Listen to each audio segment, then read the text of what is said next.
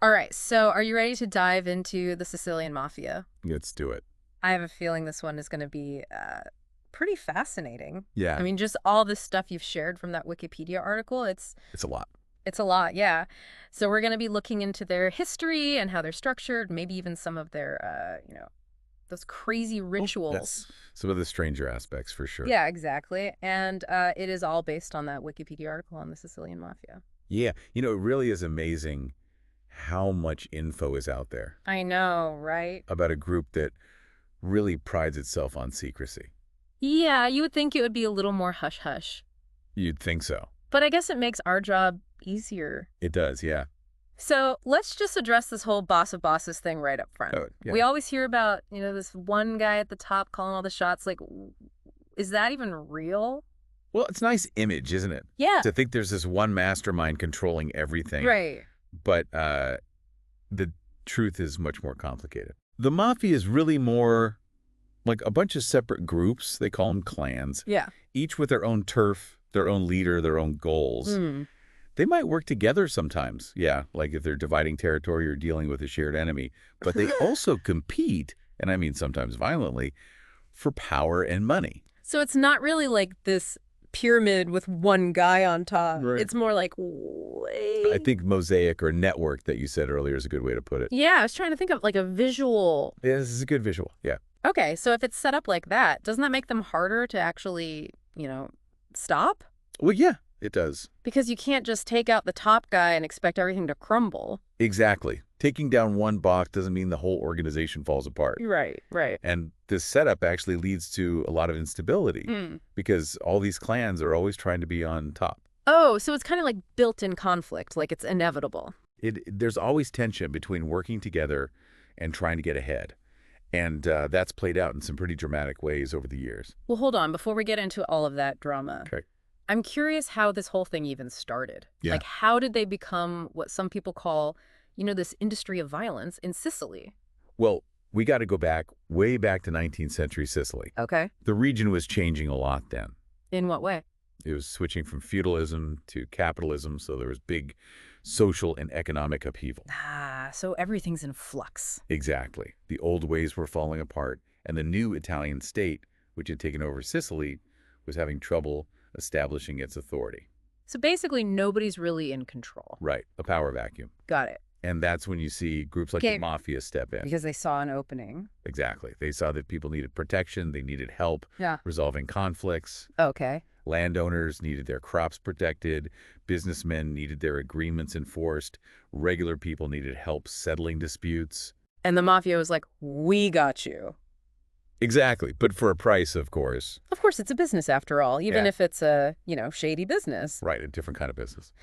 So in a weird way, they were kind of like an alternative to the justice system. They were, and they used that to their advantage. Oh, okay. They knew that people didn't trust the official institutions, so they made themselves look like the only ones who could provide real security and order. It's almost brilliant in a way. It was a clever strategy. Even though their methods were often brutal, like you said. Oh, absolutely. They weren't exactly peaceful problem solvers. Right, but they were effective, unfortunately. Sadly, yes. Very effective. Now, earlier you mentioned something that I found pretty interesting. Yeah. This whole mafia thing was mostly in Western Sicily, right? Like, why is that? That's a great question, and there are a few reasons for it. Okay. The eastern half of Sicily had a different kind of ruling class. They were more united and could keep things under control. So they didn't need the mafia as much. Right, they had their own enforcers, their own system. Plus, the way land was owned was different, too, right? Yeah, in the east, you had these big estates that needed full-time protection.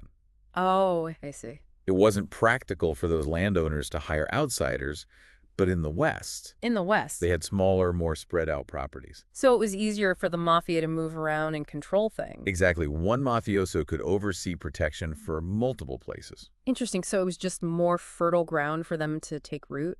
Perfect way to put it. The west was ripe for the mafia. So they had this foothold. They were, like we said, settling disputes. They were offering protection. Right. They were really becoming part of the fabric of Western Sicilian society. They were. What did their early activities actually look like, though? Well, Like you mentioned citrus fruits and cattle. those were big ones early on. Okay. Citrus was easy to mess with, sabotage the crops, so extortion was common. Oh, so they were already into that. Yeah, and cattle are, well, they're easy to steal. And there are stories from that time that say the mafia were really good at getting stolen cattle back, even better than the police. Really? Yeah, Wow. So it's like they were already doing this weird mix of criminal stuff and almost like public service, but in a twisted way. it is a bit twisted, isn't Like it? imagine saying, I'd rather go to a mobster to find my cows than the actual cops. It tells you a lot about how little people trusted the authorities back then. Yeah, that's crazy. And they were already starting to develop their own little traditions and ways of organizing back then, weren't they? Yeah, they were. You mentioned that police report from 1876 about some kind of initiation thing they did. Right, that report gives us one of the first real looks into how the mafia worked. What'd it say? It described this whole ceremony where they'd swear oaths of secrecy, break their fingers to draw blood, and then burn a sacred image. Whoa. Pretty creaky It's stuff. like a mix of religion and violence. Yeah, there's definitely this sense of ritual and ceremony in the mafia, and it's a big part of how they operate. So what happened with Mussolini coming into power? Did that change things for them? Oh yeah, things were about to get shaken up for sure. Because he saw them as a threat. Big time. When Mussolini solidified his power in the 1920s, he went after the mafia hard. Yeah, he was not messing around. Nope, he wanted them gone, and he put this guy Cesare Mori in charge of doing it. I've heard about this Mori guy. He was pretty brutal. He was ruthless. He went all out in Sicily, Really? rounding up suspects, torturing people to get information, even taking families hostage to force confessions. Jeez, that's intense. He even slaughtered livestock that belonged to suspected mafia members. Seriously? Yeah, hit them right where it hurt, their wallets. Wow, talk about making a statement. He was determined to break their hold on the island no matter what it took. So did it work? Like, did Mussolini actually wipe out the mafia? Well, he definitely hurt them bad. They had to go underground. A lot of their leaders were killed or arrested. So it looked like he'd won. For a while, yeah. But the mafia, they're survivors. They always find a way. So even facing all that pressure, they managed to hang on. They did. And get this, they even used the whole "we're being oppressed by fascists" thing to get some people on their side. Wow, talk about turning the tables. It's wild, isn't it? Yeah, it is. And I bet that sets the stage for a whole new chapter in their story. It does. One where they go from this mainly rural thing to a major player on a much bigger stage. We'll have to get into that next time then. Definitely. So they go from being these tough guys to playing the victim card. Right. It's pretty ironic when you think about it. It is. And I bet the whole chaos of World War II gave them the perfect chance to milk that. You're right on the money there. With all the turmoil in Italy, prisons packed, the black market booming, they could rebuild and become a force again. So they were basically waiting for the right moment. They were patient, opportunistic. And they even managed to make themselves look kind of legitimate by siding with the Allies during the occupation, right? Yeah, they were playing both sides, using the political instability to get ahead. That's pretty crafty. It was, and this is where we see them start to shift their operations. Oh, so? They moved from the countryside into the cities, especially Palermo. Right. I've heard about that, the sack of Palermo. Exactly. That's a prime example of how they used the post-war chaos for their own benefit. It was all about the rebuilding efforts, right? The mafia basically took over the construction industry there. They did. The city was in ruins. People needed housing. And the mafia, with their connections and their ruthlessness, they took control. It's kind of hard to believe they got away with that. Well, there was so much corruption then. It was easy for them to blur the lines between the underworld and the legitimate world. They were everywhere then, weren't they? They were. Infiltrated all levels of government. I read something like 80% of the building permits in Palermo went to just 5 guys, all suspected mafia. Yeah, 80%. That's insane. It's like they were remaking the city to benefit themselves. They were tearing down historic buildings, putting up cheap apartments, and pocketing all the profits. Wow, talk about a betrayal of trust. They left behind a legacy of corruption and a really messed up cityscape. And all that new wealth and power must have led to some serious infighting, right? Oh, absolutely. The more they had, the more they fought over it. The first Mafia War, that's when things really exploded. Early 1960s, yeah, it was brutal. Lots of people died, and it showed just how divided they were. I thought they were all about loyalty and honor. They talk a big game, but at the end of the day, it's all about power and money. And the first Mafia War proved that. It's a good reminder that they're criminals, first and foremost. Don't let the fancy suits fool you. So then we get into the 1970s, and that's when the Sicilian Mafia really starts making a name for themselves on a global All right, scale. that's when the heroin trade takes off. And it was like everything just fell into place for them, wasn't it? Yeah, like fate was smiling on them. When the French cracked down on heroin refineries in Marseille, it left a gap in the market. A gap the Mafia was happy to fill. Oh yeah, they saw the opportunity and they pounced. So they had the supply, but what about getting it out there? Did they already have the connections to move heroin internationally? They did, and this is where their links to the U.S. were crucial. They already had networks there, mainly through Sicilian immigrants who'd settled there decades earlier. So they were already set up, ready to go. Basically, yeah, they had the infrastructure to smuggle heroin into the country. The pizza connection, that was all about this, wasn't it? Yep, they were using pizzerias as fronts to launder money and distribute heroin all over the U.S. It's crazy how sophisticated they were. It was a well-oiled machine, and it fueled a huge increase in heroin addiction in North America. A lot of damage was done. So they were making a ton of money, but also contributing to a major public health crisis. It's a dark side of their business for sure. And of course, all that new wealth and power led to even more conflict within the mafia. Oh, yeah. Things were about to get even bloodier.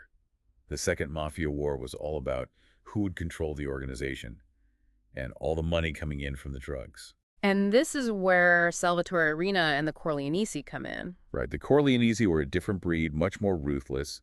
And Rena, they called him the Beast.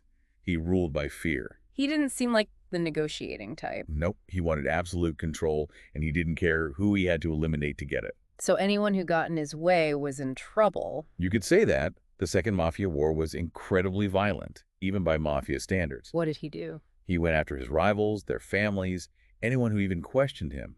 Hundreds of people were killed, often in very gruesome ways. He was making a statement, wasn't he? He was sending a message, don't mess with me. So he was basically rewriting the mafia's rules to fit his own goals. He was, using their traditions and structure to solidify his power, getting rid of his enemies, and putting his people in key positions. So by the end of the Second Mafia War, he was the top dog. Top dog is an understatement. He was the most powerful mafia boss in Sicily. And then with all that power, he decided to take on the Italian government itself. It was a bold move. He believed the mafia should be a major player, not just in the criminal world, but in politics too. Did he really think he could win against the state? He was arrogant. He thought he was untouchable. He went after anyone who dared to challenge him, journalists, judges, politicians, even law enforcement. That's a full-on declaration of war. It was, and it sent shockwaves through Italy. But there were some who refused to back down. People like Giovanni Falcone and Paolo Borsellino, those judges who dedicated their lives to fighting the mafia. They were heroes. They risked everything to expose the truth about Cosa Nostra, and their work led to the Maxi trial. The biggest anti-mafia trial ever. Right? Yeah, hundreds of mafiosi on trial, and it was all thanks to Tommaso Buscetta. The guy who broke the code of silence. Exactly. Buscetta turning against the mafia was unheard of. He told the authorities everything, their hierarchy, their rituals, their rules. It was a huge turning point. And they got convictions against hundreds of them, even Rena himself, even though he was still on the run. It was a massive victory, but it came at a heavy price. Because the mafia retaliated. They did. They went on a rampage, and it culminated in the assassinations of Falcone and Borsellino in 1992. Those killings were devastating, not just for Italy, but for everyone fighting against organized crime. It was a dark day, but it also sparked a huge public outcry. People were demanding justice. And the government responded. They did. They cracked down hard on the mafia, put more resources into law enforcement and anti-mafia initiatives. And eventually, they got Rena. 1993, after over 20 years on the run, they finally caught him. So in a little over a decade, the mafia lost two of its most powerful leaders. It was a huge blow. But you know, the mafia, they're like a hydra, cut off one head and another one grows back. So who stepped up to take Rena's place? A guy named Bernardo Provenzano. They called him the accountant. The accountant? What's that about? Provenzano was different. He was a strategist. He knew that brute force wasn't always the answer. So he was more subtle. Yeah, he started what some people called Pax Mafiosa, a quieter, less violent way of doing things. So instead of open war, they went back into the shadows. They did. Provenzano realized that fighting the state head-on was too costly. He focused on rebuilding their business empire, strengthening their political connections, and avoiding the kind of attention that Rena had brought on them. And it worked for a while, didn't it? He managed to stay hidden even longer than Rena. He was a master of evasion, a real ghost. He relied on a small, tight-knit group of loyalists and the code of silence to protect him. But they got him eventually. They did. In 2006, after decades on the run, his reign as head of Cosa Nostra was over. So what happened to the mafia after that? Did they finally fall apart? Well, that's what we're going to look at next. They were facing new challenges, new rivals, a world that was changing fast. So they had to adapt again. They did, and whether they succeeded or not, that's a story for after the break. Okay, so we've seen how they rose to power. We've seen how they adapted. We've even seen how they went up against the Italian state. It's a wild story, isn't it? It is, but what about their inner workings? The structures, the codes, the stuff that's allowed them to survive for so long? That's key to understanding how they operate. It's not all just violence and crime. Right. There's this whole organizational structure, these rules, rituals. It's what binds them together and keeps things in order in their world. So it's not like a bunch of guys just hanging out in some, clubhouse. Not exactly. There's a very clear hierarchy within a typical mafia clan, a chain of command. Okay, so like a corporate ladder kind of. In a way, yeah. Okay, so at the top you've got the boss, right? Right. The boss, the capo familia, literally means head of the family. So it's like a family business, but with a lot more danger. That's one way to put it. He's the one who calls the shots, sets the strategy, oversees everything. Sounds like a pretty high-pressure job. It is. He's responsible for everyone in the clan, protecting them from rivals, the cops, even threats from within. Yeah, and the stakes are high. If you mess up, it could cost you your life. Exactly. It's a dangerous game. Yeah. So who helps the boss run this whole thing? Well, you've got the underboss. He's the second in command, like the boss's right-hand man. Makes sense. Kind of like a chief operating officer, making sure things run smoothly, that the boss's orders are followed. So if the boss gets taken out or arrested, the underboss steps in. Yeah, they've got a built-in succession plan, you could say. Smart. Then you mentioned the consigliere, right? The counselor. The consigliere is like a trusted advisor, a wise guy who helps the boss make decisions. So like a mentor, almost. Kinda. He's the one who offers advice, helps keep things calm, make sure everyone's following the rules. That sounds like a delicate role. You got to be smart, diplomatic, and really know how the mafia works. The consigliere has to be respected, not just for his brains, but also for his discretion and loyalty. Because he knows all the secrets. All the secrets, so he's got to be tight-lipped. Right, so we've got the leadership, but what about the guys who do the dirty work? The soldiers, or picciati in Sicilian, they're the muscle, the ones who handle the extortion, the intimidation, sometimes the violence. Yeah, the guys you don't want to run into in a dark alley. Exactly, but it's not all just brute force. Ooh. Many of them are involved in the mafia's businesses too, construction, gambling, drugs, that kind of stuff. So they wear many hats. They do. It's all part of the operation. Okay, so it's this layered system, like we said, like some messed up corporation, but I'm guessing there are a lot of rules about how it all works. There are a whole code of conduct that governs how they interact, how they do business. It's a mix of practical stuff, superstition, and this twisted sense of honor. That's something Hollywood loves to romanticize, isn't it? Yeah, they make it look glamorous, but the reality is much different. So what kind of rules are we talking about? Well, take the rule against introducing yourself, for example. What do you mean? A mafioso can't just walk up to another and say, "Hey, I'm in the mafia." Nope. They need someone they both trust to vouch for them, make sure they're not an undercover cop or an informant. So it's all about trust, but also paranoia. That's life in that world. You can never be too careful. And that extends to everything they do. Everything. How they handle money, how they deal with outsiders, even talking about mafia business in public. It's all about minimizing risk and keeping things secret. What about the whole initiation ceremony? With the blood and the burning images? Yeah, that's a classic image, and it's definitely meant to leave an impact. Like a scare tactic? Part of it, yeah, the pricking of the finger, that's about commitment, like a blood oath to the organization. And the burning image. Usually a saint. That's a reminder of what happens if you betray the mafia. So it's like, welcome to the family, but step out of line and you're dead. Pretty much, and once you're in, there's no easy way out. Leaving is seen as a betrayal, and betrayal means death. It's like a life sentence. And then there's omerta, the code of silence. Omerta is what keeps the mafia alive. It's the rule that you never talk to the cops, even if you're the victim of a crime. Because snitches get stitches, as they say. That's putting it mildly. Breaking omerta means you're asking for trouble, not just for yourself, but for your whole family. So it's this wall of silence that protects them. It makes it almost impossible to infiltrate them, to get them to talk. Like they've got their own justice system outside the law? It's a good way to look at it. They have their own ways of doing things, of enforcing their rules, and they operate in the shadows, using fear to maintain control. So after all the crackdowns, the trials, the loss of their leaders, where does the Sicilian Mafia stand today? Are they done? They're definitely not as powerful as they once were. Because of the cops. Partly, yeah, decades of law enforcement pressure, plus new gangs like the 'Ndrangheta have emerged. So more competition? Exactly. And society's changing too, but I wouldn't say they're finished. So they're adapting again? They're trying to, they've shifted to things that are less risky, but still profitable. White-collar crime, money laundering, getting into legitimate businesses. So instead of guns, they're using briefcases now. But the goal is the same, power and money.